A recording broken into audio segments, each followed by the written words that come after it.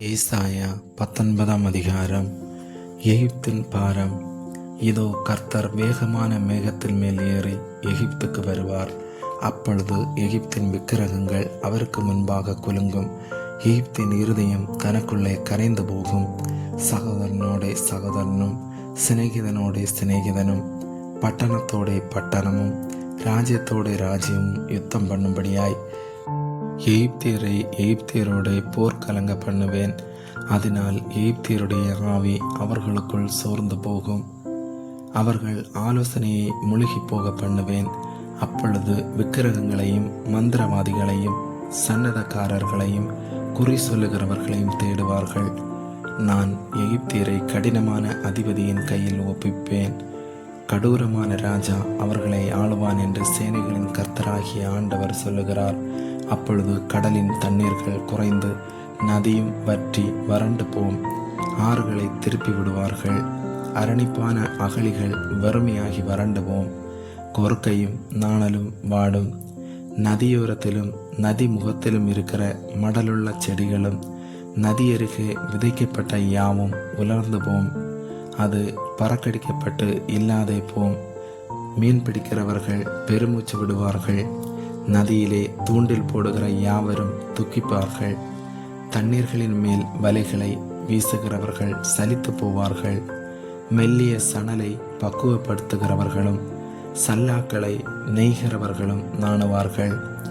மீன் வளர்க்கிற குளங்களை கூலிக்கு அணை கட்டுகிற அனைவருடைய அணைக்கட்டுகளும் உடைந்து போம்.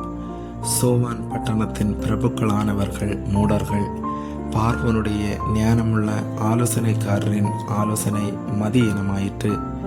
நான் ஞானிகளின் புத்திரன், நான் பூர்வ ராஜாக்களின் குமாரன் என்று பார்வோனுடனே எப்படி சொல்லுகிறீர்கள்? அவர்கள் எங்கே? உன் ஞானிகள் எங்கே? சேனைகளின் கர்த்தர் எகிப்தை குறித்து பண்ணின யோசனையை அவர்கள் உனக்கு தெரிவிக்கட்டும், அல்லது தாங்களே அறிந்து கொள்ளட்டும். சோவான் பிரபுக்கள் மூடரானார்கள். நோப்பின் பிரபுக்கள் மோசம் போனார்கள். எகிப்தையும் அதன் கோத்திர தலைவரையும் வழி தப்ப பண்ணுகிறார்கள்.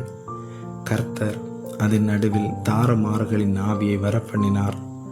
ஆனது கொண்டு வெறியன் வாந்தி பண்ணி தள்ளாடி திரிகிறது போல அவர்கள் எகிப்தை அதன் எல்லா செய்கையிலும் தள்ளாடி திரிய பண்ணுகிறார்கள். எகிப்தில் தலையாகிலும் வாலாகிலும் கிளையாகிலும் நாணலாகிலும் செய்யும் வேலை ஒன்றுமிராது.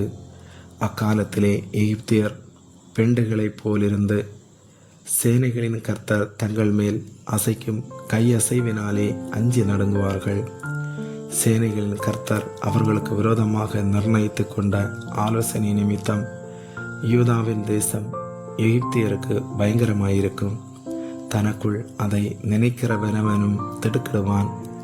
அக்காலத்திலே எகிப்து தேசத்தில் இருக்கும் 5 பட்டணங்கள் கானான் பாஷையை பேசி சேனைகளின் கர்த்தரை முன்னிட்டு ஆணையிடும்.